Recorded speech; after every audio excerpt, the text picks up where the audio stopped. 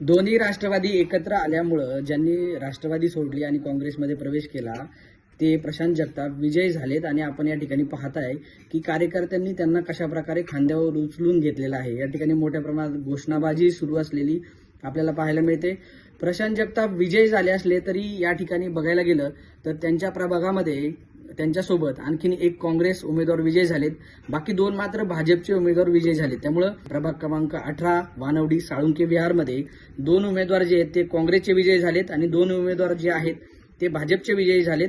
काँग्रेसच्या विजयी उमेदवारांमध्ये प्रशांत जगताप यांच्यासोबत साहिल केदारी यांचा समावेश आहे, तर भाजपचे जे दोन उमेदवार विजयी झालेत त्यामध्ये कोमल सेंडकर आणि कालिंदी पुंडे यांचा समावेश आहे। त्यामुळे एकीकडे प्रशांत जगताप विजयोत्सव साजरा करताना दिसत असले तर त्यांच्या प्रभागामध्ये दोन भाजपचे उमेदवारही विजयी झालेले आहेत।